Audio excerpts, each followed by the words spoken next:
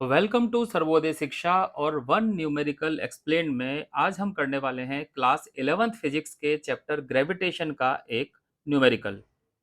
Numerical कुछ इस तरह से है। Find the potential energy of A system of four particles placed at the vertices of A square of side L. Also obtain the potential at the centre of the square. यहाँ हम देखते हैं इसका सॉल्यूशन। ये एक square है जिसकी side L है जो कि क्वेश्चन में लिखी हुई है, और हमें पता लगाना है कि ये चार मास जो हैं, जो ए पर, बी पर, सी पर और डी पर हैं, इन मास को ए बी सी डी पर लाने में कितना पोटेंशियल एनर्जी का इस्तेमाल होगा, ये हम करने वाले हैं। सबसे पहले देखते हैं ऐसे क्वेश्चन को करने का क्या तरीका है।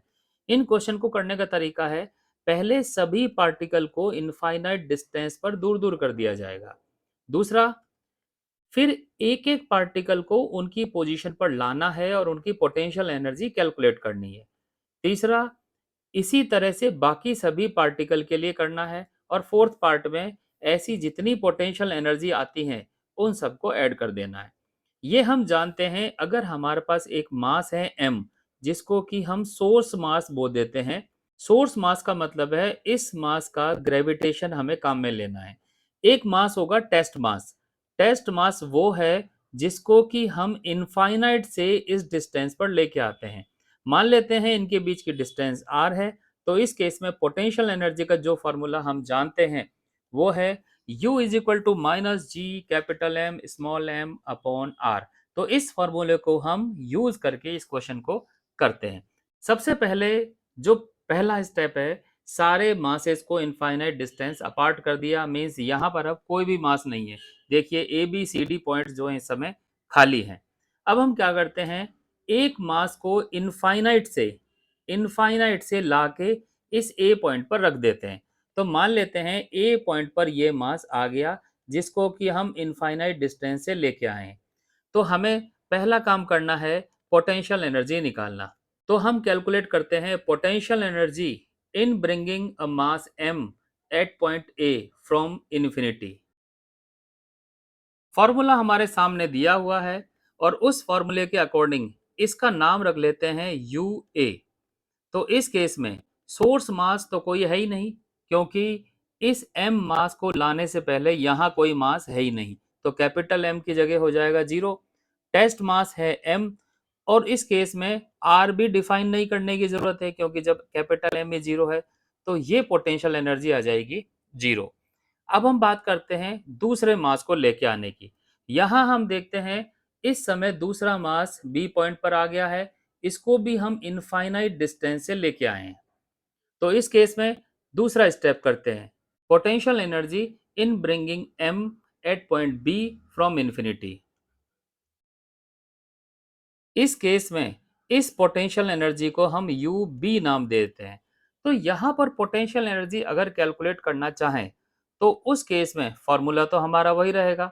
सोर्स मास की जगह हमें रखने पड़ेगा मास एट एम, क्योंकि ये पार्टिकल यहाँ पे रखा हुआ है। तो कैपिटल एम की जगह रखेंगे हम स्मॉल एम। टेस्ट मास है हमारा फिर से स्मॉल एम, और इनके बीच की डिस्टेंस क्वेश्चन के अकॉर्डिंग ये डिस्टेंस दे रखी है एल। तो पोटेंशियल एनर्जी की वैल्यू हो जाएगी G M square upon L. अब हम बात करते हैं इस तीसरे मास की। इस मास को भी हम यहाँ पर लेके आते हैं। इसका मास m है, इन्फिनिटी से लेके आते हैं। इस समय पहले से यहाँ पर ये m रखा हुआ है, यहाँ पर ये m रखा हुआ है। तो अब हमें तीसरी पोटेंशियल एनर्जी निकालनी है। This is potential energy in bringing small m from infinity to c। इसका नाम रख लेते हैं यू सी। तो यहाँ पर सी पॉइंट पर इस m को रखने के लिए जो पोटेंशियल एनर्जी निकालेंगे वो होगी potential energy this is due to mass m at point A, इसकी वजह से, plus potential energy due to mass m at point B. तो यहाँ पर ये a और b पर जो रखे हुए मास हैं ये सोर्स मास का काम करेंगे। तो फॉर्मूले में हम इसको रख देते हैं। तो कैपिटल जी, ए पॉइंट पर मास जो रखा है वो m है, टेस्ट मास भी हमारा m है, और अब हमें जो डिस्टेंस चाहिए वो डिस्टेंस चाहिए हमें ए सी, क्योंकि m मास के लिए इसके लिए जो डिस्टेंस है वो a से लेकर c तक की डिस्टेंस चाहिए। तो ये डिस्टेंस l है, ये डिस्टेंस l है। तो हम ट्राइंगल से जानते हैं ये डिस्टेंस हो जाएगी √2 × L, यानी कि AC की वैल्यू √2L हो जाएगी। इसी तरह से B के लिए निकालेंगे तो ये इजी है, दिस इज G_m_m/L, क्योंकि यहाँ पर सोर्स मास और टेस्ट मास दोनों की वैल्यू m है और इनके बीच की डिस्टेंस है ये L। तो टोटल वैल्यू आ जाएगी -Gm²/√2 × L -Gm²/L। अब हम बात करते हैं D वाले मास के लिए। यहाँ हम देखते हैं किसी इनफाइनाइट डिस्टेंस से हम यहाँ पर m मास का पार्टिकल लाके रखते हैं। यहाँ पर पहले से ये m है, ये m है और ये m है। तो अब जो हमें फोर्थ पोटेंशियल एनर्जी निकालनी है वो D के लिए निकालनी है, that is potential energy in bringing D from infinity two point D।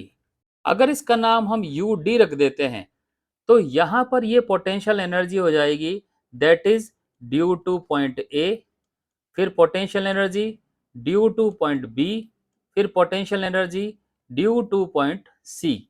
पहले ए के लिए करते हैं, तो ए के लिए करेंगे तो डिस्टेंस है ए डी, पोटेंशियल एनर्जी हो जाएगी Gm²/L।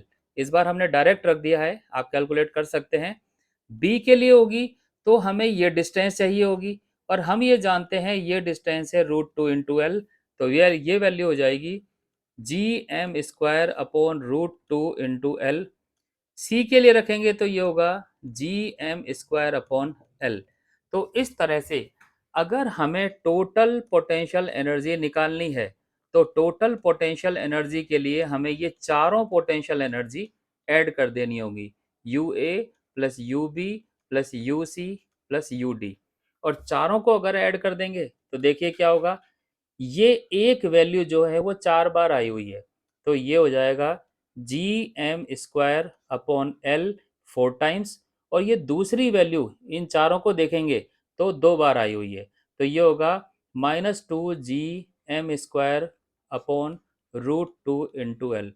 तो ये हो जाएगा हमारे पहले पार्ट का आंसर। अब इस क्वेश्चन के नेक्स्ट पार्ट पर आते हैं। नेक्स्ट पार्ट है also obtain the potential at the centre of the square. इसको देखते हैं। इस केस में ये स्क्वायर है, इस स्क्वायर के चारों वर्टिसेस पर m मास का एक ऑब्जेक्ट रखा हुआ है।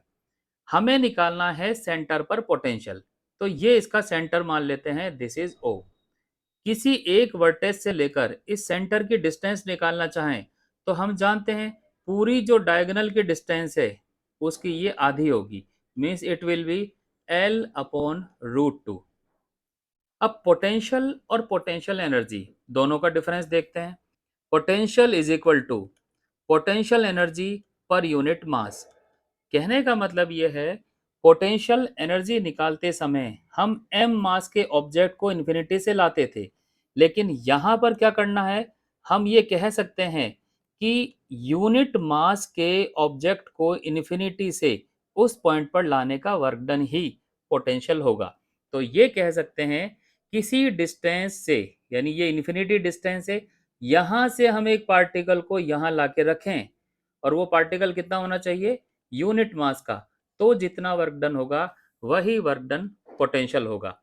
तो पहला तरीका तो ये है कि हम पहले पोटेंशियल एनर्जी निकाल लें, जैसे सिंपली निकालते हैं, फिर उसको m से डिवाइड कर देते हैं। तो हम यही करते हैं, पहले पोटेंशियल एनर्जी निकालते हैं O पॉइंट पर। तो O पॉइंट पर पोटेंशियल एनर्जी निकालने के लिए पहले हम A की वजह से निकालेंगे, फिर B की वजह से, फिर C की वजह से, फिर D की वजह से। तो इस तरह से टोटल पोटेंशियल एनर्जी 4 मासेस की वजह से आएगी, एक तो A, एक B, एक C और एक D। चारों की पोटेंशियल एनर्जी का फॉर्मूला तो वही होगा जो पहले होता था, मीन्स -G_M_m/r। इस फॉर्मूले को इस्तेमाल करें तो हमारा जो एक्सप्रेशन आएगा वो आएगा G_m_m/r। डिस्टेंस हमें चाहिए सेंटर से लेकर वर्टेक्स तक की distance, and that is L/√2। तो दिस इज L/√2। लेकिन ये जो पोटेंशियल एनर्जी निकाली ये तो सिर्फ एक मास की वजह से है, हमारे पास है 4 मास, तो हम इसको 4 से मल्टीप्लाई कर देंगे तो ये पूरे सिस्टम की पोटेंशियल एनर्जी आ जाएगी O पॉइंट पर। अगर हमसे पूछा गया है पोटेंशियल निकालना है, तो उस केस में इस पोटेंशियल एनर्जी में m से डिवाइड कर देंगे, मीन्स यूनिट मास के लिए कैलकुलेट करेंगे। तो ये वैल्यू हो जाएगी 4√2 upon L capital G into small M. तो इट विल बी, तो potential at point O. Potential की यूनिट की बात करते हैं, तो पोटेंशियल एनर्जी होती है जूल, और पोटेंशियल होगा जूल पर किलोग्राम। तो जूल पर kilogram is the unit of potential.